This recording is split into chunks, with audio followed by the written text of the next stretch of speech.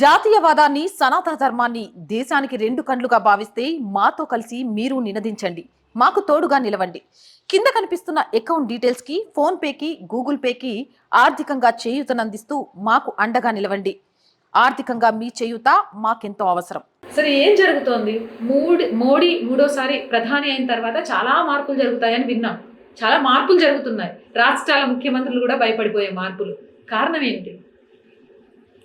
ఒక పక్కన సమాజం లోపట దేశానికి ఎంత మేలు జరగాలో అంత మేలు జరుగుతుంది అనేక విషయాల లోపట.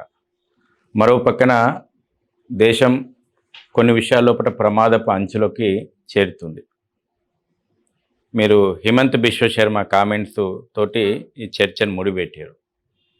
ఈ దేశం ఎందుకు ముక్కలైంది?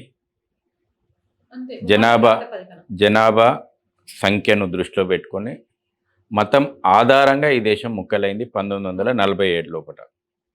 మతం ఆధారంగా మా ముస్లిం జనాభా అధికంగా ఉన్నటువంటి ప్రాంతాలకు మాకు ప్రత్యేక దేశం కావాలని చెప్పి దేశాన్ని మూడు ముక్కలు చేసుకున్నాం మనం. 2047 లోపట మనం స్వాతంత్రం తెచ్చుకున్నటువంటి 100 సంవత్సరాలు చేసుకోవాలనేటువంటి సంతోషం లోపట సమాజం దేశం ఒక పక్కన ఉంటే 2047 లోపు ఈ దేశాన్ని దారుల్ ఇస్లాం రాజ్యంగా మేము ప్రకటించబోతున్నామని చెప్పి అనేక తీవ్రవాద సంస్థలు, అనేక మంది ఇస్లామిక్ మతోన్మాద ఛాందాసవాద సంస్థలు బహిరంగంగానే ప్రకటిస్తున్నారు.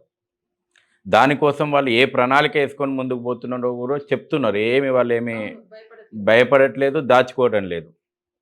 ఆలోచన చేయాల్సింది జరుగుతున్నటువంటి పరిస్థితుల విషయం లోపట తీవ్రంగా ఆలోచన చేయాల్సింది వాళ్ళ హిందూ సమాజము, ప్రభుత్వాలు. హిమంత్ బిశ్వ శర్మ ఒక విషయం చెప్తూ 1951 లోపట ఆ రాష్ట్రంలో ఉన్నటువంటి ముస్లిం జనాభా 12% అయితే ఈ రోజున 2024 లోపట ముస్లిం జనాభా 40%కి పెరిగింది. ఆయన ఇంకొక మాట అన్నాడు, ఇది matter of life and death కేవలం హిందువులకే కాదు, matter of life and death ఈ దేశానికి కూడా. ఇది ఈ రోజున తీవ్రంగా కలిచివేస్తున్నటువంటి విషయం. తర్వాత ఎందుకు ఈ రోజున డెమోగ్రఫీ ఇన్బ్యాలెన్స్ దేశానికి ఒక సవాల్గా మారింది. నేను ఇంతకుముందు చెప్పినట్టు గడిచినటువంటి వేల సంవత్సరాలుగా ఈ అఖండ భారత్ జనాభా అసంతులనం కారణంగా ఈ దేశం భూభాగాలు కోల్పోతూ వచ్చినాం కదా మనం. ఆఫ్ఘనిస్తాన్ ఎందుకు కోల్పోయినాం? పాకిస్తాన్ ఎందుకు కోల్పోయినాం? ఇటు పక్కన ఆ రోజునటువంటి ఈస్ట్ పాకిస్తాన్, వెస్ట్ పాకిస్తాన్ వల్ల బంగ్లాదేశ్ ఎందుకు మనం కోల్పోయినాం? ఈ రకంగా దేశంలో ఉన్నటువంటి అనేక భూభాగాలు ఈరోజు దేశంలో జరుగుతున్నటువంటి విషయాలను కూడా మనం ముడిపెట్టి చర్చించాలి. కశ్మీర్లో ఏం జరిగింది? కశ్మీర్లో ఎందుకు హిందువులు తట్టాబుట్ట చదువుకొని రావాల్సి వచ్చింది? ఇవాళ ఈశాన్య రాష్ట్రాల లోపల ఏ రకమైనటువంటి మతోన్మాదం పెరుగుతూ ఉంది? వెస్ట్ బెంగాల్ లోపల మతోన్మాద హింసం విలేతాండం చేస్తుంది. కేరళ లోపల ఏ రకంగా మతోన్మాదం బుసలు కొడుతుంది. ఈ దేశం లోపల మనం చర్చ జరుపుకుంటున్నటువంటి హైదరాబాద్ లోపల కూడా పాత పట్టణం లోపల ఏ రకమైనటువంటి పరిస్థితులు ఉన్నాయి? హిందువులు ఎందుకు పాత పట్టణం వదిలిపెట్టేసేసి కొత్త కొత్త ఏరియాలకు వలసపోతున్నారు? ఇవన్నిటినీ చూస్తే మనము ఈ జనాభా ఇన్బ్యాలెన్స్ కారణంగా, అసంతులనం కారణంగా, మతపరమైనటువంటి జనాభా అసంతులనం కారణంగా ఈ దేశం ఎంత మూల్యం చెల్లించుకుందో గతంలో మనకు అనుభవాలు ఉన్నాయి. ప్రస్తుతం ప్రమాదకరమైనటువంటి గంటికలు మోగుతూ ఉన్నాయి. ఈ రోజున ఈ దేశం లోపల పాపులేషన్ కంట్రోల్ విషయం లోపల ఒక పాలసీ లేదు. పాపులేషన్ కంట్రోల్ బిల్ రావాల్సినటువంటి అవసరం ఉంది. ఎవరికి పరిమితం చేసిరు? ఒకరు ముద్దు, ఇద్దరు హద్దు, ముగ్గురు వద్దు. ఈ నినాదం కేవలం హిందువులకే పరిమితం చేసిరు. మరో వర్గానికి మాత్రం పాపులేషన్ కంట్రోల్ విషయం లోపల ఎటువంటి ఆంక్షలు లేవు. ఏనంటే అది వాళ్ళ మతతత్వము, వాళ్ళ యొక్క మతపరమైనటువంటి స్వేచ్ఛ అని అంటారు.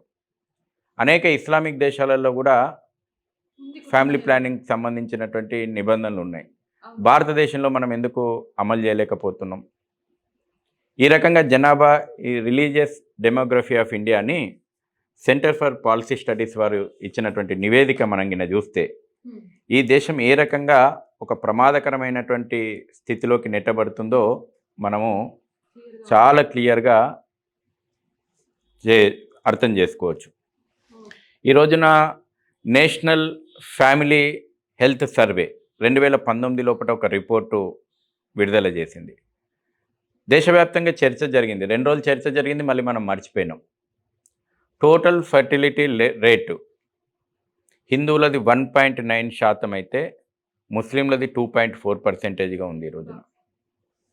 అంటే ఏ రకంగా హిందూ జనాభా పెరుగుతుంది దేశంలో, ఏ రకంగా హిందువుల కంటే ఎక్కువగా ముస్లిం జనాభా పెరిగిపోతుంది.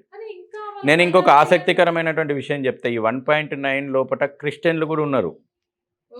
కేవలం మనం 1.9 హిందువులు అనుకుంటున్నాం, హిందువుల్లో మతం మారినటువంటి క్రిస్టియన్లు కూడా ఉన్నారు. వాళ్ళు సర్టిఫికేట్గా ఈ రోజు కూడా హిందువులుగానే కొనసాగుతున్నారు. ఈరోజు ఈ దేశంలో ఉన్నటువంటి మోర్ దెన్ 80% క్రిస్టియన్ జనాభా అధికారికంగా సర్టిఫికేట్లో హిందువులుగానే ఉన్నారు. కాబట్టి ఇంకా ఎంత దిగువ స్థాయికి మన టోటల్ ఫర్టిలిటీ రేట్ పడిపోయిందో, ఇది ఎంత ప్రమాదకరమో మనం ఆలోచన చేయాల్సినటువంటి అవసరం ఉంది. 2001 నుంచి 2011 వరకు జరిపినటువంటి ఒక సర్వే లోపల ముస్లిం గ్రోత్ రేటు టోటల్గా 24.6% ఉంది. అదేవిధంగా హిందువుల గ్రోత్ రేట్కి వచ్చే వరకు 16.8గానే ఉన్నది. ఓవరాల్గా నేషనల్ యావరేజ్ గ్రోత్ రేటుగా మనం చూస్తే 39% నేషనల్ యావరేజ్ లోపల హిందువుల గ్రోత్ రేట్ అయితే 46% ముస్లిం గ్రోత్ రేట్ ఉంది. నేను మళ్ళీ చెప్తున్నాను, ఈ హిందువులు 39% గ్రోత్ రేట్లో మళ్ళీ ఇందులో దాదాపు ఒక 10% 12% క్రిస్టియన్లకు మనము కేటాయించవచ్చు. అంటే ముస్లిం గ్రోత్ రేట్లో సగానికి సగం ఇవాళ హిందూ గ్రోత్ రేటు పడిపోయింది. ఇది ఈ రోజున ప్రభుత్వాలు కానీ హిందూ సమాజం కానీ ఆలోచన చేసి దేశంలో చట్టాల రూపం లోపల కఠినంగా దీని విషయంలో కూడా ఒక పాలసీ తీసుకురావాల్సిన అవసరం. మీ ఆదరణి మాకు ఆనందం, మా వెంట మీరున్నారని అతిపెద్ద ధైర్యం. దయచేసి సబ్స్క్రైబ్ చేయండి, లైక్ చేయండి, షేర్ చేయండి, కామెంట్స్ ద్వారా మీ అభిప్రాయాన్ని పంచుకోండి.